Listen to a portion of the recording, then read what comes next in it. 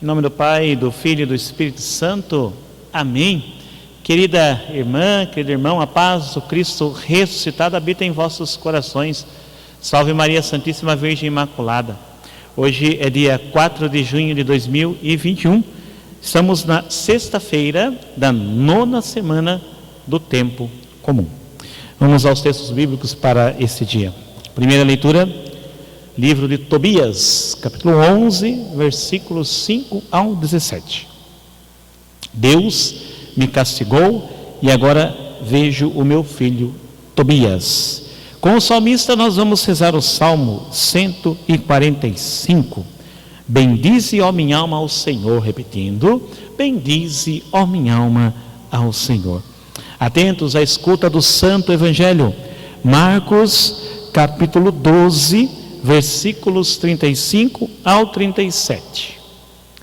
Naquele tempo, Jesus ensinava no templo, dizendo: como é que os mestres da lei dizem que o Messias é filho de Davi?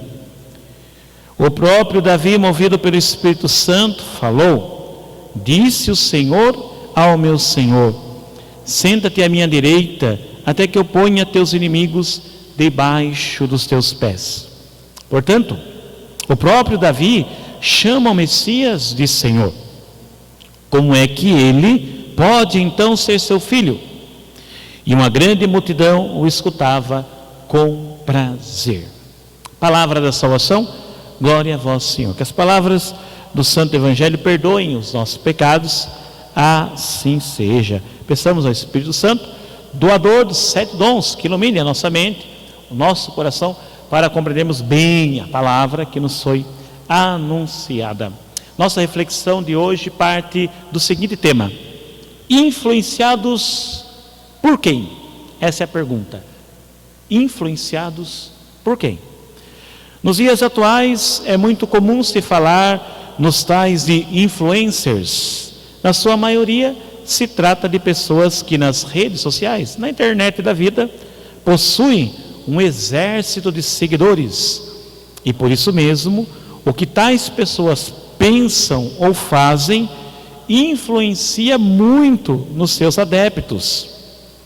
Triste é saber que tais influenciadores, muitos deles são propagadores de ideologias, modos de vida bastante contrários aos valores cristãos. Assim, acabam por ajudar na realidade do caos, ou na realidade de caos em que nós vivemos ultimamente. Em suma, vivemos em tempos profundamente sombrios, por causa da inversão de valores propalada por essa trupe.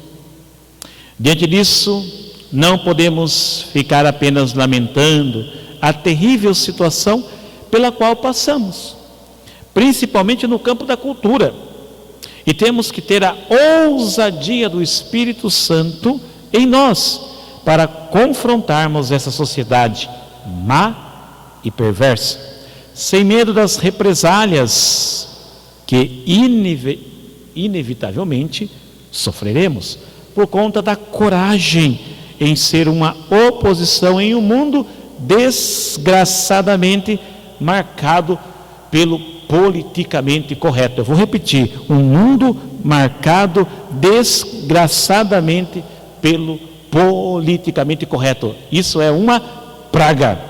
Nosso exemplo para nos posicionarmos decididamente contra essas correntes é o próprio Jesus, conforme a passagem do Evangelho de hoje, que a gente acabou de escutar.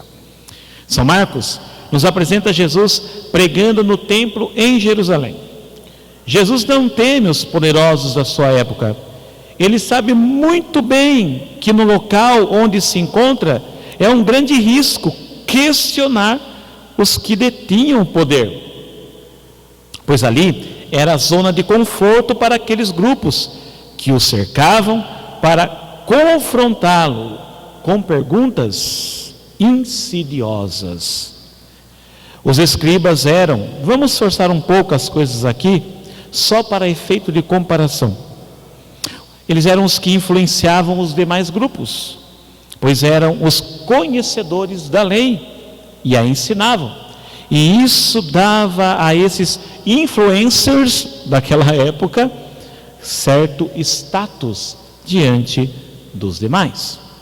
Todavia, Jesus põe em xeque o conhecimento dos escribas quando os interroga sobre Davi ter dito que o Messias era o seu Senhor. Salmo 109, versículo 1. As interpretações que dão das Escrituras pararam no tempo e não entendem que o Messias ali está, pois este difere do Messias político que tanto esperam. Jesus é maior que Davi, embora descendente seu na carne. Jesus o supera, pois é o seu Senhor. O povo que presencia aquele momento se deleita em escutar Jesus a falar, tem prazer em ouvir o Mestre ensinar, pois aos pequeninos foram revelados os mistérios do reino, e por isso se deixam instruir pelo verdadeiro Mestre, enquanto que os sábios, os entendidos, seguem os seus caminhos, isto é, seguem perdidos. Bendigamos a Deus, igualmente como fez na primeira leitura a família de Tobias, que depois de passarem por inúmeras desgraças, não esmoreceram na fé e mantiveram a fidelidade ao único Senhor e Deus. Agora, acompanhados do arcanjo Rafael, experimentam a graça da cura para os males que passavam, porque sabem em quem colocaram sua confiança.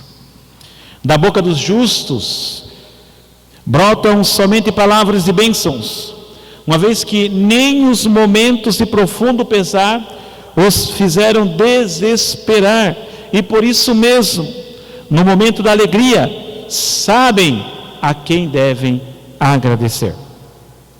Peçamos a Nossa Senhora, a Consoladora dos aflitos, que interceda por todas as nossas famílias, que a seu modo também passam por momentos de muita provação, a fim de que não sejam vencidas pelos dardos inflamados das tribulações do tempo presente. O Senhor esteja convosco, Ele está no meio de nós. Abençoe-vos o Deus Todo-Poderoso, Pai, Filho e Espírito Santo.